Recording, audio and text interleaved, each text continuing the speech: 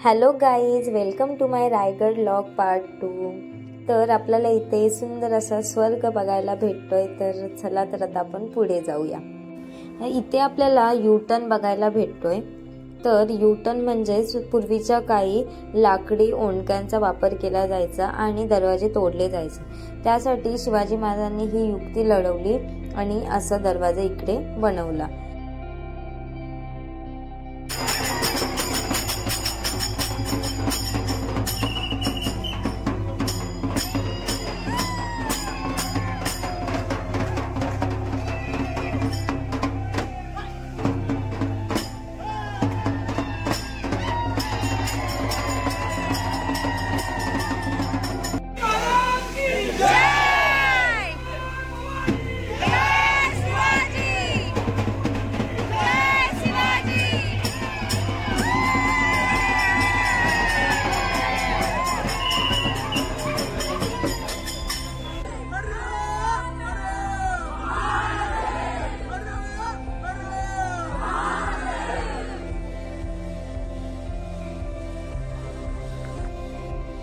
मित्रांनो, श्रीमान रायगडावरील हा हत्ती तलाव आहे। तर हत्तींना इथे अंघोळ आणि पाणी पिण्यासाठी आणलं जायचं, म्हणून या तलावाचं नाव हत्ती तलाव असं दिलं गेलं। शिवाजी महाराज के जय जय शिवाजी, छत्रपती संभाजी महाराज की जय महादेव। स्पर्शाने पावन झालेल्या रायगड भूमीवरची तुमच्या ग्रुपचं सरचे स्वागत। माझे ओळख करून देतो, माझं नाव मंगेश राजा उकीरकर। गेले 7 वर्ष मी गडावरती गाईड काम करताय। आता तुम्ही पायथ्यापासून माथ्यावरती 2360 पायऱ्या चढून गडावरती आलात।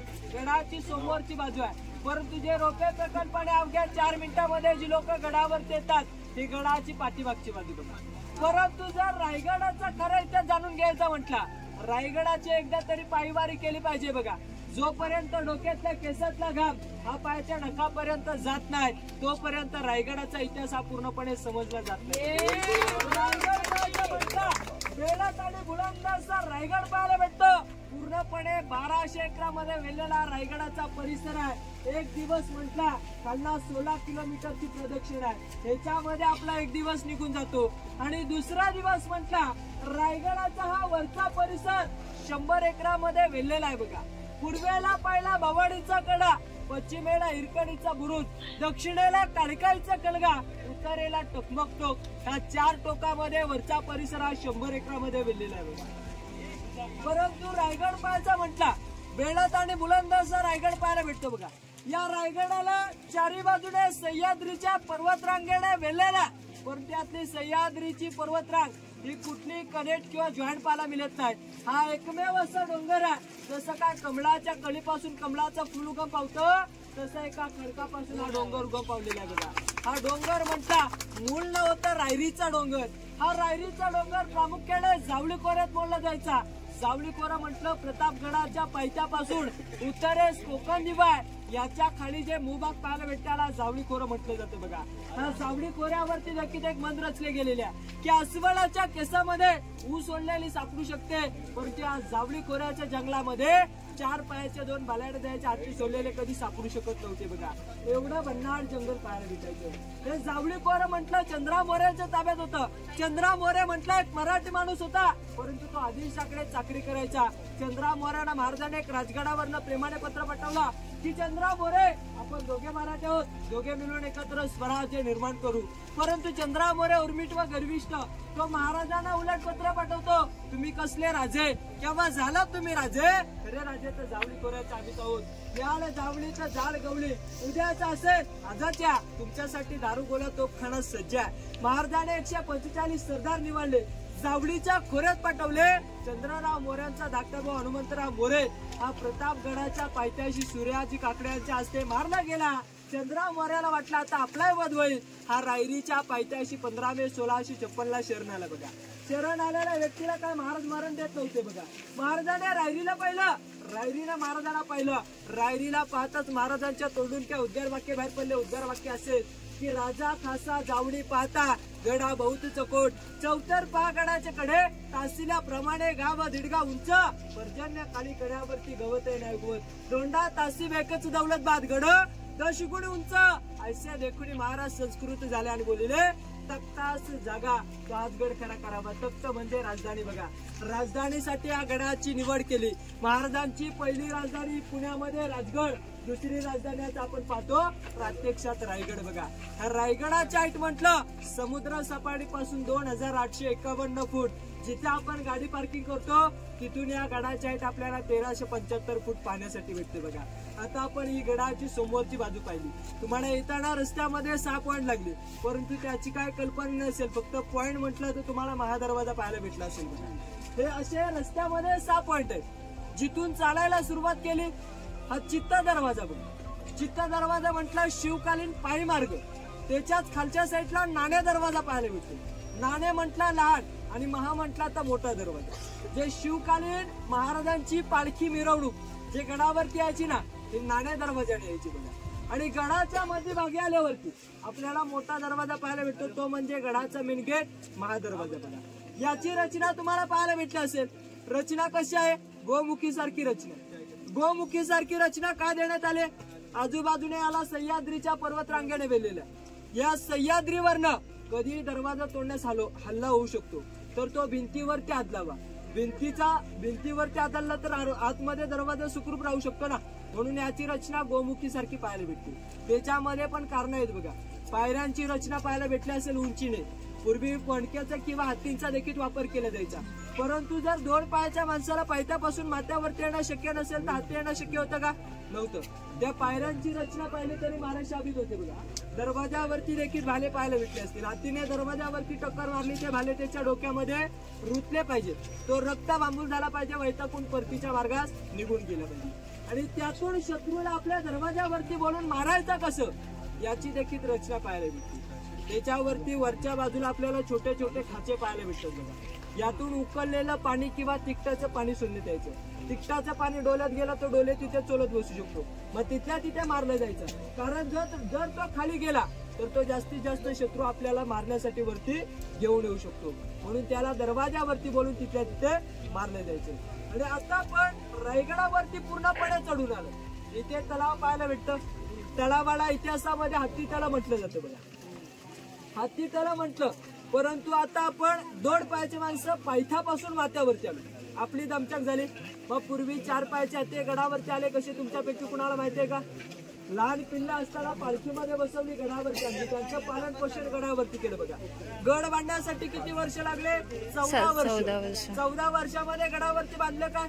मोठमोठे 11 तलाव आहेत, 84 पाण्याच्या टाके आहेत, 350 इमारती आज आपल्याला रायगडावरती पाहण्यासाठी भेटतात बघा. मग 350 इमारतींना लागणारा दगड देखील खालनं आणणं शक्य नव्हता. मग ज्यावेळी गडाचं बांधकाम चालू होतं त्यावेळी अशी मोठमोठे 11 तलाव खोदले, उतरत्या भागाला आडवी भिंत बांधली, याच्यामध्ये पाणी अडवलं आणि यातून दगड काढला. हा बांधकामासाठी वापरला बघा. एका दगडात 2 पक्षी, पाणी अडवा, पाणी जिरवा, बांधकामास दगडही झाला. बांधकामामध्ये 3 पद्धती वापरलेल्या आहेत. चुना, गुळ, शिस अशा 3 पद्धती वापरल्यामुळे आज आपल्याला जेवढं रायगडावरती दगडी बांधकाम पाहायला भेटतं, भक्कम मजबूत पाहायला भेटतं, लाकडी छप्पर होतं पूर्णपणे जळून गेलेलं पाहायला भेटेल बघा. ज्यावेळी गडाचं बांधकाम चालू होतं त्यावेळी हत्तींची पिल्ले ही लहान असताना पालखीमध्ये बसवली, गडावरती आणली, त्यांचं पालन पोषण गडावरती केलं. आंघोळ करण्याची, पाणी पिण्याची ठिकाणी ते होती, म्हणून या तलावाला इतिहासामध्ये हत्ती तलाव असं नाव दिलं. म्हणून एक शेर म्हटला जातो. शेर असा आहे, तांदूळ शिजला की भात म्हणतात. अहो तांदूळ शिजला की भात म्हणतात, अंधार झाला की रात्र म्हणतात. शिवाजी महाराज की जय. मित्रांनो, जीवनामध्ये एकदा तरी रायगडवाली केली पाहिजे, इतका सुंदर आपला रायगड किल्ला आहे. सप्त समुद्रांचे पाणी जलिले राज्याभिषेकासाठी, जले झाले तीर्थांची घर, नाव त्याचे गंगासागर. 32 फूट खोल आहे, 184 मीटरचा घेरा बघा. रायगडावरती आज जरी पाहिलं तर अशी मोठमोठे 11 तलाव, 84 पाण्याच्या टाक्या आज आपल्याला पाहायला भेटतात. समोर इमारती पाहायला भेटतात बघा. 2 स्तंभ आहेत, विजय स्तंभ, सप्त मनोरे.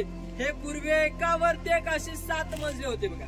त्याच्या आतून मखमली पडदे, गोंड्याची फुलं, त्याच्यावरती कारंजे लावले जायचे, पूर्णपणे बाली किल्ल्याची शोभा वाढवली जायची. परंतु विजय स्तंभ म्हटला विजयाचं प्रतीक, कारण त्यावेळी मोबाईल सिस्टीम होती का? नव्हती. विजय प्राप्त केलाय, आजूबाजूच्या गावकऱ्यांना कळवायचं कसं? 7व्या मजल्यावरती जायचं. वरती भगवा ध्वज फडकवला जायचा किंवा गवताची गुंजी ही पेटवली जायची बघा. आजूबाजूचे गावकरी समजून जायचे महाराज नक्कीच गड किंवा किल्ला जिंकून आलेले आहेत. त्यासाठी विजय स्तंभाचा वापर केला जायचा. एकावरती महाराजांच्या राण्या हवा खाण्यासाठी यायच्या बघा. आणि ज्या दरवाजातून आपण बालेकिल्ल्यामध्ये प्रवेश करणार आहोत, पालखी दरवाजा, महाराजांची, संभाजीराजांची किंवा आऊसाहेबांची जर पालखी मिरवणूक ही पायथ्यापासून माथ्यावरती आली तर हे पालखी दरवाजातून बालेकिल्ल्यामध्ये प्रवेश केला जायचा बघा. बालेकिल्ला म्हटला तर किल्ल्यातला किल्ला, जे अति महत्वाचे स्पॉट असतात याला बालेकिल्ल्याचा परिसर असं म्हटलं जातं बघा. बालेकिल्ला पाहण्यासाठी आपल्याला आतमध्ये जायचं आहे, परंतु तुम्हाला हिरकणीची कथा कविता ऐकून वाचून माहिती असेल बघा. हो. आता धुक्यामुळे काय तो आपल्याला बुरुज पाहायला भेटणार नाही. गडाची जी रोपे प्रकल्पाने अवघ्या 4 मिनिटांमध्ये गडावरती लोक येतात बघा. तोच कडा ही गडाची पश्चिम साईड बघा. या साईडला हिरकणीचा बुरुज आहे. वार होता शनिवार, कोजागिरी पौर्णिमा. गडावरती कार्यक्रम होता. त्या कार्यक्रमामध्ये जी माता विसावली. संध्याकाळी 5:30 वाजले. नगारे, तुतारे, सडे, चौघडे वाजले. गडाचा मेन गेट महादरवाजा बंद झाला. नियम होता एकदा की दरवाजा बंद झाला की वरनं खाली जाईल ते फक्त खलखलतं पाणी, खालनावरती येईल फक्त वारा बघा. हिरा 500 पायऱ्या खाली उतरून जाते. सांगोजी कटकरांना विनंती करू लागते की सांगोजी कटकर खाली जाऊ द्या, माझं 2 महिन्याचं बाल खाली आहे. सांगोजी काटकर म्हणतात आम्हाला महाराजांची आज्ञा नाही. महाराजांची आज्ञा घेऊन आम्ही तुला खाली सोडतो. हिरा पुन्हा 500 पायऱ्या गडावरती चढून येते. तिची राहण्या खाण्याची सोय देखील गडावरती केली जाते. तिच्या मनामध्ये भीती असते की माझं बाल एकटं घरी आहे, मी गडावरती काय करते. वरती 100 एकराचा परिसर फिरते. उतारण्यास तिला शेवट पश्चिम टोक सापडतो. पश्चिम टोकावरनं खाली उतरून जाते. सकाळची सांगोजी काटकर गडावरती खबर पाठवतात की महाराज जी माता रात्री बालासाठी रडत होती ते अजूनही खाली आलेली नाही. 2 मावळे तिच्या घरी, 2 मावळे गडावरती शोधण्यास. गडावरती शोधणाऱ्या मावळ्याला चप्पल, दुधाचं भांडे सापडतं. खाली गेलेले मावळे तिला पालखीमध्ये बसून गडावरती घेऊन येतात. तिच्या मनामध्ये भीती असते की आता मला महाराज शिक्षा करणार.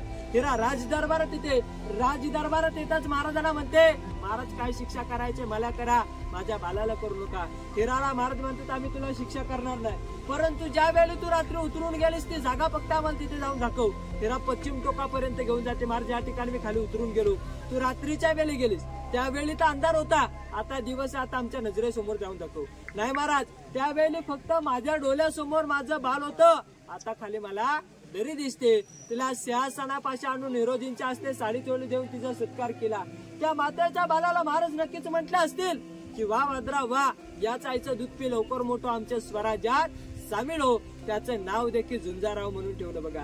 हिरोजीना सांगितलं हिरोजी कड्याला तसा, कड्याला बुरुज बांधा, बुरुजाला नाव द्या हिरकणीचा बुरुज. एखादी स्त्री जर वरनं खाली जाऊ शकते तर शत्रू हल्ला करण्यास आरामात चढून येऊ शकतो. म्हणून कड्याला तासलं, कड्याला बुरुज बांधला, बुरुजाला नाव दिलं हिरकणीचा बुरुज म्हणून बघा. त्याच्यावरती एक छोटीशी कविता देखील आहे. कविता अशी आहे की रायगडावरी राजधानी ती होती श्री शिवछत्रपतींची, आणि कथा सांगतो ऐका अजूनी येथील हिरकणी बुरुजाची. ओसले होते गाव तलासी वालुसरे या नावाचे, राहत होते गरीब कुटुंब, गरीब धनगर गवळ्याचे. आई बायको ताना मुलगा, कुटुंब होते छोटेसे, शोभत राहिली नाव त्या तडपदार घरवालीचे. हिरागडावरी सांज सकाळी दूध घालायला येई, दावत जाऊनी कडा उतरुणी, बालाला ती गे कुशी. अतुलनीय धाडस पाहुणी महाराज स्तंभित झाले, हिरास साडी चोळी देऊनी प्रेमी सन्मानित केले. कड्यावरती बुरुज बांधिला साक्षाईच्या प्रेमाची, आणि कथा सांगतो ऐका अजूनी येथील हिरकणी बुरुजाची. कथा सांगतो ऐका अजूनी येथील हिरकणी बुरुजाची. अशी त्याच्यावरती एक छोटीशी कविता देखील. मित्रांनो, आपण जो हा बघतोय तो आहे बालेकिल्ला. इकडनं छत्रपती शिवाजी महाराज, छत्रपती संभाजी महाराज आणि माँसाहेब जिजाऊ यांची पालखी या दरवाजातून घेऊन जायचे. याचं नाव आहे बालेकिल्ला. आपण हे बघा इकडे बघू शकतो. मित्रांनो, एक आपल्याला वयस्कर आजी इकडे बघायला भेटते. ती रायगड बघण्यासाठी स्पेशली पावसाळ्यात आली. पुण्यावरून आलात? एवढं चढायला त्रास नाही झाला?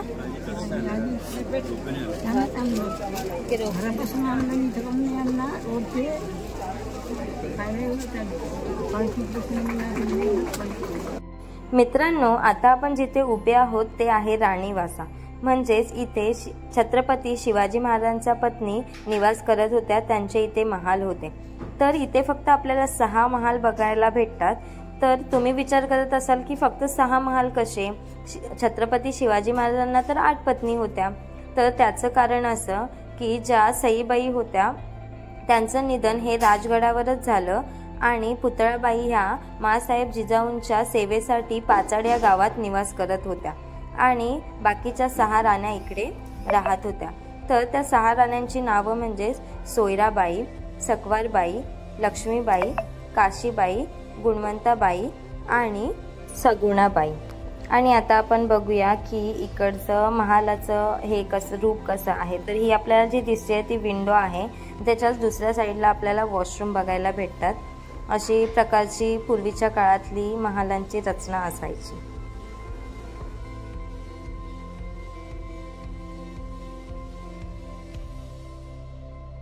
मित्रांनो, आपल्याला इथे जे बघायला भेटते तो आहे राजवाडा, म्हणजे छत्रपती शिवाजी महाराजांचे खूप महत्त्वाचे काळ हे रायगडावर गेलेले आहे। तर त्याचे हे राजवाड्याचे अवशेष आपल्याला इथे बघायला भेटतात।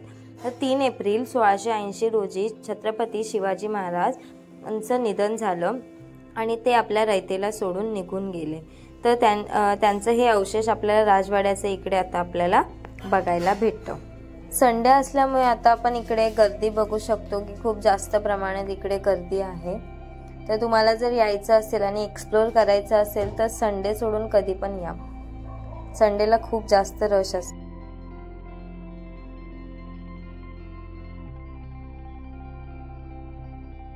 वंदिता ज्या शिवश्रेष्ठा पुत्रा भद्राय राजते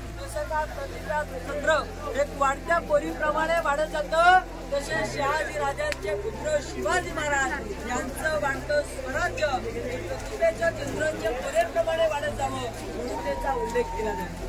तिथे अष्टकोट खोल्या महाराजांची बाळपणे आपण सह्याद्रीला गॅलरी म्हणतो बघा, इकडून राजा कृपायाखाली जमिनीमध्ये उतरून गेल्यानंतर आतमध्ये आडवायला फिरून पाहायला भेटते बघा। युद्ध चर्चा करण्याची ठिकाण मित्रांनो, आता आपण ज्या साईडला जात आहोत ते साईडलाच छत्रपती शिवाजी महाराजांचा दरबार भरत असे आणि तिथे छत्रपती शिवाजी महाराजांचे मोठे सिंहासन आपल्याला बघायला भेटते। तर 32 मानाच्या सिंहासनावरती छत्रपती शिवाजी महाराज 6 जून 1674 या दिवशी विराजमान झाले, म्हणजे छत्रपती शिवाजी महाराजांचा राज्याभिषेक सोहळा तिथे संपन्न झाला होता। तर चला तर आता आपण बघूया की तिकडची कसं आहे तिकडे। पण आपल्याला इकडे धुकं दिसतंय खूप जास्त आणि पावसात एक्सप्लोर करायला आपल्याला इतकं जमणार नाही, कारण खूप धुकं पण असतं आणि पाऊस पण पडत असतो, त्याच्यामुळे आपल्याला शूट प्रॉपर घेता येत नाही। जर तुम्हाला जर व्हिडिओ शूट वगैरे करायचं असेल आणि अशी माहिती द्यायची असेल तर पावसाळ्यात येणं अवॉइड करा, कारण पावसाळ्यात इतकं प्रॉपर शूट घेता येत नाही, आपल्याला प्रत्येक गोष्ट प्रॉपर दाखवता येत नाही, कारण इथे खूप धुकं असतं। मित्रांनो, आपल्याला हे जे बघायला भेटतंय तो नगारखाना आहे आणि पुढे आल्यावरच आपल्याला इथे दरबार बघायला भेटतो, म्हणजे इथे पूर्वीच्या काळी दरबार भरत असे आणि समोरच छत्रपती शिवाजी महाराजांचे सिंहासन आहे। तर 1674ला छत्रपती शिवाजी महाराज आपल्या स्वराज्याचे पहिले छत्रपती बनले होते। तर आता बघूया की इकडचं कसं आहे। 40 किलो असं पूर्वी 1280 किलोचं सुवर्ण सिंहासन औरंगजेबाचा सरदार फिरकाट यातून कोकणचा विकास याने गडाची मान काढलेली। आता आपल्याला इथे मूर्ती पाहायला भेटेल, मूर्ती पंचधातूची आहे। पंचधातू मतलब पंचधातूची मूर्ती आहे। त्या मूर्तीची स्थापना 6 जून 2009 मध्ये केलेल्या महाराजांचे 13वे महाराजदार युवराज छत्रपती संभाजी महाराज यांच्या वरती जे छत्र पाहायला भेटतं, छत्राला इतिहासामध्ये बेटकरी असं म्हटलं जातं। या बेटकरीची स्थापना 1985 मध्ये भारताचे यांच्या हस्ते बेटकरीची स्थापना केली आणि अति महत्त्वाचं बेटकरीच्या खालच्या बाजूला 3 खिडक्या आहेत बघा। खिडक्यांच्या आतमध्ये दगड आहे, या दगडावरती आपल्या राजांचं राजाधिराज योगीराज श्रीमंत योगी श्री श्री श्री छत्रपती शिवाजी महाराज की जय जय भवानी जय शिवाजी महादेव।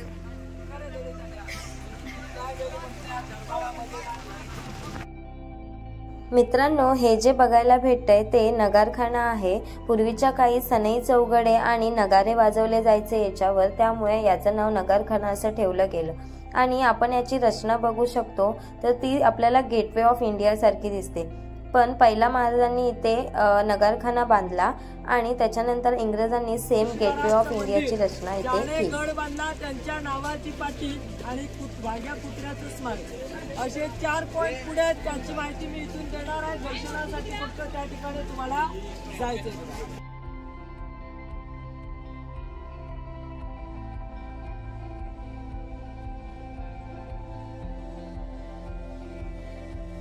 मित्रांनो, ही जी जागा आपल्याला बघायला भेटतोय ती बाजारपेठ आहे। तर पूर्वीच्या काळी इथे बाजार भरला जायचा आणि याची उंची आपल्याला इथे बघायला भेटतोय तर आपला ती पूर्ण खांद्यापर्यंत लागते। तर त्याचं मीनिंग असं की पूर्वीच्या काळीच घोड्यांवर बाजार केला जायचा, त्याच्यामुळे याची उंची इतकी असायची।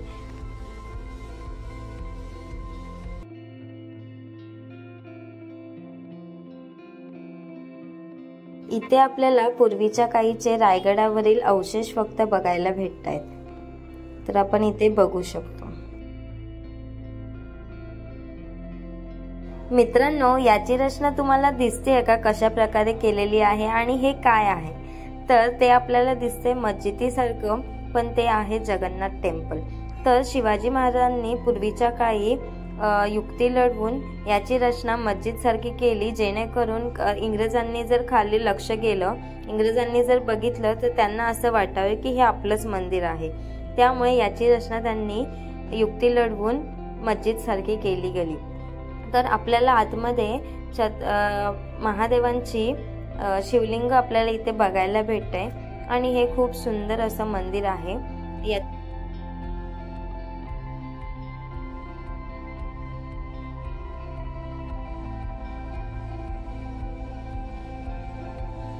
मित्रांनो, ही जी जागा दिसते ते छत्रपती शिवाजी महाराजांचं समाधी स्थळ आहे। इथे छत्रपती शिवाजी महाराजांना अग्नी दिली गेली आणि मगाशी आपण जे बघितलं राजवाडा, तिथे छत्रपती शिवाजी महाराजांची समाधी आहे। तिथे छत्रपती शिवाजी महाराज निधन पावले आणि याच्या समोरच आपल्याला जगन्नाथ टेम्पल बघायला जगन्नाथ टेम्पलच्या पहिल्याच पायरीवर आपल्याला सेवेचे थाई तत्पर असं लिहिलेलं दिसतं। तर हिरोजी इंदोरकर यांनी 14 वर्षाचा मेहनत करून आपला रायगड किल्ला उभारला आणि शिवाजी महाराजांनी त्यांना बक्षीस म्हणून हे सेवेचे थाई तत्पर असं एका दगडावर लिहून दिलं। हे हिरोजी इंदोरकर यांनी शिवाजी महाराजांकडे फक्त इतकंच मागितलं होतं। मित्रांनो, ही जी जागा दिसते आणि हे जी मूर्ती दिसते, इकडे पूर्वीच्या काळी होळी साजरी केली जायची।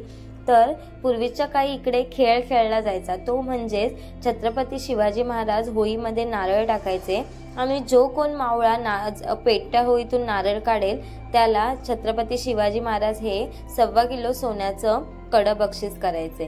तर छत्रपती संभाजी महाराज जेव्हा लहान होते तेव्हा त्यांनी पेटत्या होळीतून नारळ काढून दाखवला होता।